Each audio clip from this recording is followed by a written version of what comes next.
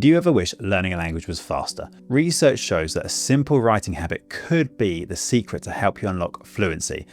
I was pessimistic, but since starting, it's fixed problems in my Spanish I didn't even know I had. So in this video, I'm going to show you exactly why it's so effective, the easy way to get started, and how you can use AI to supercharge the process. Let's start with the surprising benefits. So to learn a language, you absolutely have to get a lot of exposure, but that constant immersion can lead you to feeling a little bit overstimulated. So after months of soaking up Spanish through YouTube, podcasts, and reading, I wanted to slow down as well as improve my speaking. And to be honest, I just wanted to spend less time staring at a screen.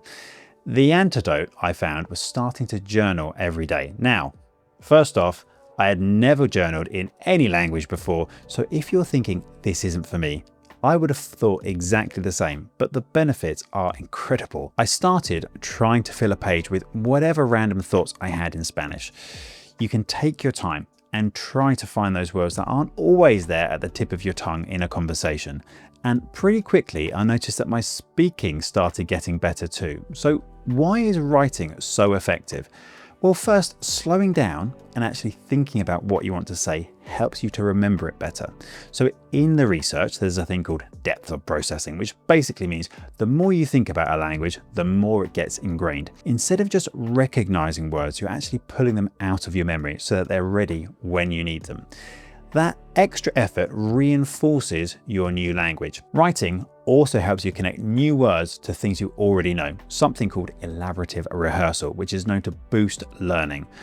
All of those individual connections help us with storing new words and phrases as well as using them later on. And I found just writing about my life, my thoughts, my feelings naturally reinforces new words as I try to use them in different contexts. And on top of all of that, there's evidence that writing really can help your speaking.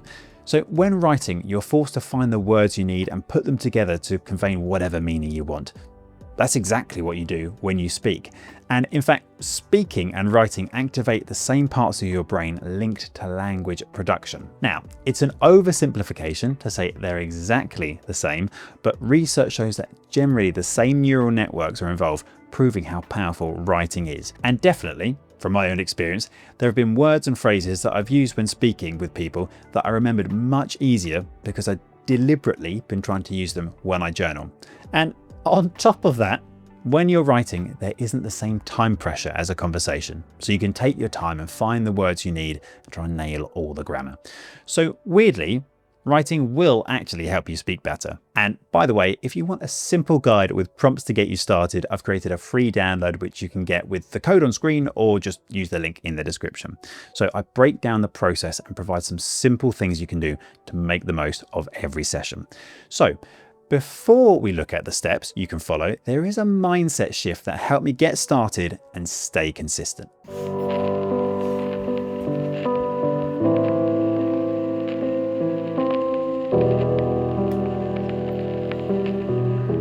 So I'll be honest, writing and journaling never really interested me before. On top of that, what do you write about? What if you don't have anything to say? Well, there were a couple of mindset shifts that really helped me. The first is that journaling, or any kind of writing, it isn't a test. You don't have to get everything perfect. And in fact, making mistakes is actually a good thing. That's how you learn. So if you have that inbuilt perfectionism, think of writing as play. You're experimenting and seeing what works for you. If I'm not sure if something's right or not, I just try it out, just to find out. I'd much rather stay in the flow instead of getting stuck looking up the exact way to say something. So I put things down as best I can, and when I get feedback, I'll find out for next time. So the whole point is that you want to be able to express yourself freely in the language you're learning. And to do that, you've got to try things out and see how it goes. Over time, you'll notice the progress you've made. I've definitely had moments where I tried something one day, and then a few days later, I remembered what I'd learned and put it into practice. The other thing that is super important is that writing shouldn't feel like something that you have to do. But if you actively engage with it, you'll start to find it really interesting. Like I won't always know what I think about something until I start getting my thoughts down. And if you're anything like me, you're probably really busy and don't often have much time to stop and reflect about your plans or even experiences. Honestly, I've ended up being my own unofficial therapist just by taking time to work through my thoughts on paper. Now, you don't have to go that deep. You might just want to talk about your plans for the weekend. But once you start, you'll end up using all sorts of vocabulary that might never come up in a chat with your tutor. And so apart from helping you to learn a language, journaling can help you to manage your stress and help you process your own thoughts. And remember, you can adjust this however you want. Maybe instead of journaling, you're imagining you're writing a letter to a friend, or simply just getting some plans down on the page so that they're out of your head. So avoid perfectionism and focus on what interests you. With that in mind, let's look at how to get started.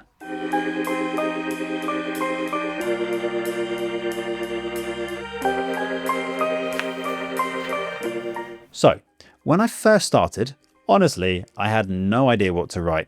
I just wanted to give it a go. But the more I did it, the easier it got. And now I actually look forward to starting my day with a cup of tea whilst I journal. So no matter what happens after that, I know I've already spent some quality time with my Spanish. So if you want to try this yourself, remember that when creating a new habit, the key is to start small. Short, regular sessions are way better than the occasional brain dump. Just build it up over time rather than feeling overwhelmed. But looking at a blank page or note on your laptop can be daunting at first. So here's a simple way to make it easier. Write the date at the top, and then with your first session, set a timer for 15 minutes. Jot down whatever you can. It doesn't have to be perfect, and you'll definitely make mistakes, but that's the whole point. It's in those moments where you learn, and I'll talk about feedback in a minute.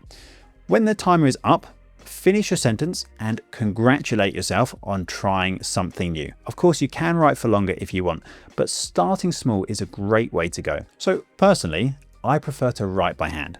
It is slower, but I like to avoid starting my day staring at a screen. More than that though, there is some evidence that writing by hand makes you process the language more deeply and might actually help you in storing or reinforcing the new words and phrases. And honestly, I just prefer it. The tactile sensation of pen and paper just feels way more chilled for me, and there are no distractions like other browser tabs or whatever. If you'd rather type though, that is totally fine. Just be mindful that it will auto-correct things for you. Normally, that's a good thing, but I want those little mistakes so I can learn, say, I don't know, where an accent marker might go or a particular spelling or conjugation, because that helps me to notice and remember them. It's your journey though, and by keeping things digitally, you can involve other tools, or if you're learning a language with, say, a different script like Chinese, do not be a hero. Digital is probably the way to go. You can always go analog down the line if you really want. If you need a bit of inspiration, there are a few prompts I can give you to get you started. So try yesterday, or I would love to, or recently I've been thinking about. Obviously, write them in your target language. I'll put some more prompts in the free download, but you can write about your goals, your plans for the weekend, or even where you see yourself in 5 years. Honestly, I've been blown away by how powerful a pen and a piece of paper can be. If you are more of a beginner, do not worry at all. Keep the sessions short and write whatever you can. So some simple prompts are something like, I'm studying French because I want to. Just lots of short, simple sentences like that will get you going. Just do your best. You can also steal the hack that I use to make those short sentences more natural and flow better. So actually, when I write, I have a printout of connectors sitting in front of me. Things like, on the other hand, so, for example, all in Spanish, of course.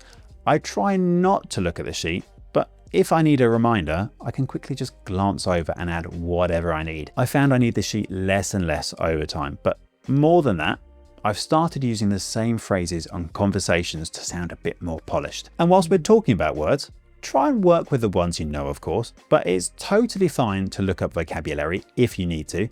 And that's actually a good thing, as it will be words specific to you and your life. So you'll pick up new words and phrases that are super relevant for you. DeepL, Google Translate, pretty much any AI are all absolutely fine for this. Don't overthink it. And if you want, you can underline the new words or put them in bold if you've gone digital. It will make it clear which words you've looked up and serves as a little reminder to try and use them again in the future. So that is getting started. Next, I'll show you a couple of simple steps you can add to journaling that will make it even more effective.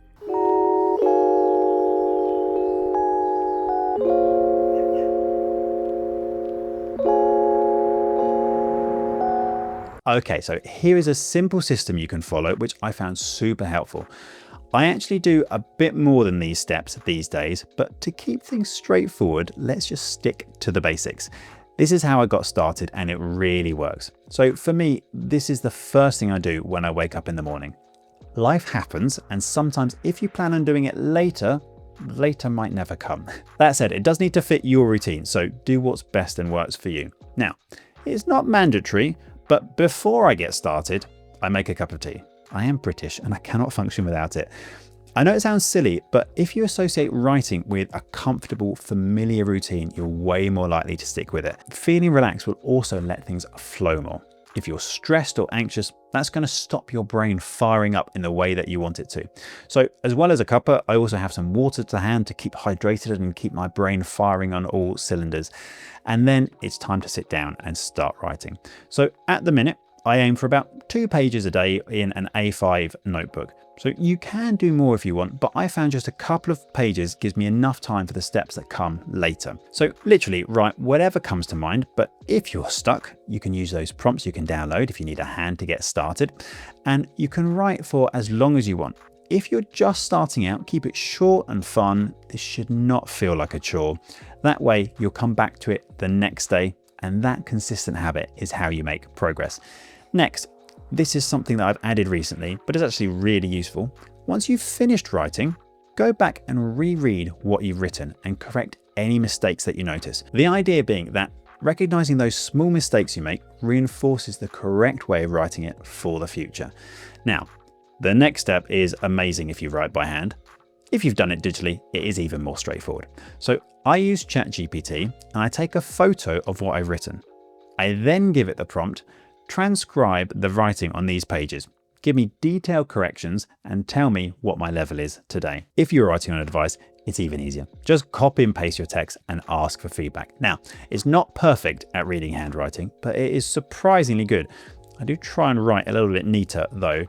Sometimes I do have to give it a correction here or there, but the fact that it can do it at all is absolutely mind-blowing. So ChatGPT will give me the feedback, which I'll then have a read through, and then I take my trusty red pen and I go through making all of those corrections on the page. By doing it in a different color, it makes what I need to work on super obvious for next time. And remember, this isn't a test. This is you getting better. So here's your challenge.